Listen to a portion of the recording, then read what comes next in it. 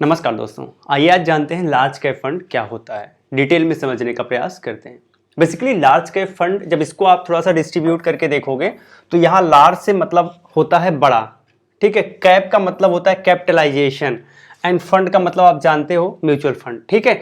तो एक ऐसा म्यूचुअल फंड स्कीम जो कि बड़े कैपिटलाइजेशन पर फोकस करती हो। अब बड़े कैपिटलाइजेशन का क्या मतलब है मैं समझाता हूँ। जैसे कुछ कंपनियां होती हैं, शेयर मार्केट में बहुत सारी कंपनियां होती हैं, एक्स वाई जेड एल, ठीक है, बहुत सारी कंपनियां होती हैं। कुछ कंपनियां बहुत ही स्मॉल होती हैं, कुछ मीडियम होती हैं, कुछ लार्ज होती हैं, कुछ वेरी लार्ज होती हैं। जो लार्ज कैप फंड होते हैं बेसिकली फोकस करते हैं वेरी लार्ज, जो बड़ी कंपनियां होती हैं जिनका मार्केट कैपिटलाइजेशन सबसे ज्यादा होता है उन पर फोकस करते हैं, ठीक है। अब जैसे एग्जांपल के रूप में आप ले सकते हो टीसीएस, रिलायंस इंडस्ट्रीज, ठीक है। ये कुछ ऐसी कंपनियां हैं, एचडीएफसी बैंक, ये कुछ ऐसी कंपनियां हैं जिनका मार्केट कैपिटलाइजेशन बहुत ज्यादा है। तो ये जो फंड स्कीम होती हैं खास करके ऐसी बड़ी बड़ी कंपनियों पर फोकस करती हैं जिनका मार्केट कैपिटलाइजेशन ज्यादा बड़ा होता है, या हम इस तरीके से कह सकते हैं कि जो अपने इंडस्ट्री में, जो उस इंडस्ट्री में सबसे ज्यादा ऊपर होती हैं, ठीक है। तो उन पर फोकस करती हैं। ये आपने समझा कि ये जो लार्ज कैप फंड होते हैं वो होते क्या हैं। अब जैसे मान लीजिए कि आप इन्वेस्ट करने जाते हो, आपने एक एएमसी को चुना, ए नाम की एक एएमसी है, और अब आपने एएमसी के माध्यम से आपको निवेश करना है। तो अब एएमसी आपसे कहेगी कि आप किस में निवेश करना चाहते हैं, क्योंकि एएमसी के पास बहुत सारे प्लान हैं। तो आपने कहा यार हम रिस्क ज्यादा नहीं लेना चाहते, हम कम रिस्क लेना चाहते हैं और हमें ठीक ठाक रिटर्न मिल जाए, बस उतना ही हमें चाहिए। तो ये कहती है ऐसा करिए, आप लार्ज कैप में चले जाइए, आप लार्ज कैप कंपनीज में चले जाइए। जैसे आप लार्ज कैप कंपनीज में जाएंगे आपका रिस्क कम हो जाएगा और रिटर्न भी आपका एक स्टेबल रिटर्न रहेगा, बहुत ज्यादा हाई नहीं रहेगा और बहुत ज्यादा लो भी नहीं रहेगा, कंसिस्टेंट एक ठीक ठाक रिटर्न आपको मिल जाएगा। तो ये एएमसी कहती है कि आप हमारे लार्ज कैप फंड स्कीम को आप चुन लीजिए, जिसमें आप ज्यादा रिस्क भी नहीं ले पाओगे और ज्यादा आपको बहुत हाई फाई रिटर्न तो नहीं मिलेगा, लेकिन एक स्टेबल रिटर्न आपको मिल जाएगा। अब जिनकी एज अभी ज्यादा नहीं है, जिनकी एज कम है, वो लार्ज कैप को न चुन के स्मॉल कैप को चुनते हैं। लेकिन जिनकी एज ठीक ठाक हो गई है, 40-45 साल हो गई है, वो लोग अगर इक्विटी में निवेश करना चाहते हैं तो प्रयास करते हैं कि लार्ज कैप कंपनियों में निवेश करें या लार्ज कैप म्यूचुअल फंड का चुनाव करें।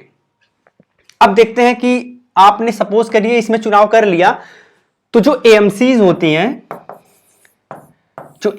होती हैं वो किस तरीके से निवेश करती हैं इन कंपनियों में। तो इनका जो फाइनल गोल होता है, चूंकि इनका नाम ही होता है लार्ज कैप फंड, इसका मतलब मैक्सिमम, मान लीजिए आपने 100 रुपए दिया तो 80 से 90 रुपीज ये लार्ज कैप कंपनीज में निवेश करेंगी। जो बचा 10 रुपए से लेके 20 रुपए, इसको ये छोटी, मीडियम, कैश, इस तरीके से थोड़ा बहुत परसेंट निवेश कर सकते हैं। लेकिन मैक्सिमम इनका फोकस होता है 80 से 90% का जो अमाउंट होता है वो लार्ज कैप कंपनियों में निवेश किया जाता है। तो अब आपने समझ लिया कि ये लार्ज कैप फंड होते क्या हैं। अब जानते हैं कि इसके कुछ फायदे और नुकसान के बारे में।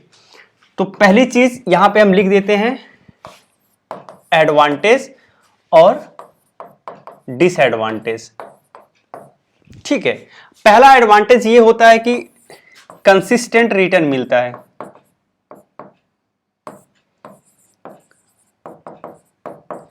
कंसिस्टेंट रिटर्न मिलता है, पहला फायदा ये होता है। दूसरा फायदा इसमें यह होता है कि आपका रिस्क कम होता है। तीसरा फायदा होता है ट्रस्ट ज्यादा होता है।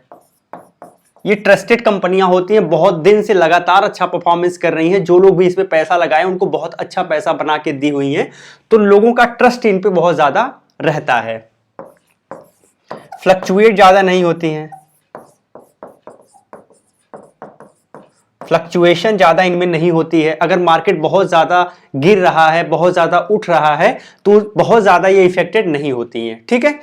पांचवा आपको जो सबसे बड़ा फायदा होता है वो ये होता है कि आप जैसे ही इसमें पैसा लगाते हो तो थोड़ा सा आपको सिक्योरिटी मिल जाती है, सिक्योरिटी मिल जाती है कि मेरा पैसा सेफ है। ठीक है, तो ये कुछ आपके एडवांटेज हो गए इसमें पैसा लगाने का। क्या डिसएडवांटेज है? यहां पे जो रिटर्न है वो कम रहता है। रिटर्न कम इसलिए रहता है क्योंकि ये कंपनियां ऑलरेडी बहुत ज्यादा ग्रो कर चुकी हैं, तो इनकी ग्रोथ की जो पॉसिबिलिटी है वो उस लेवल पे नहीं है जितना एक स्मॉल कैप स्टॉक्स की होती है। तो इसलिए इसमें रिटर्न्स आपको कंसिस्टेंट तो मिलता है लेकिन बहुत ज्यादा नहीं मिलता है, एक कम लेवल पे रिटर्न आपको मिलता है। दूसरा इसमें डिसएडवांटेज ये है कि आप काफी टाइम लगा के, आपको टाइम ज्यादा लगाना पड़ता है पैसा बनाने के लिए।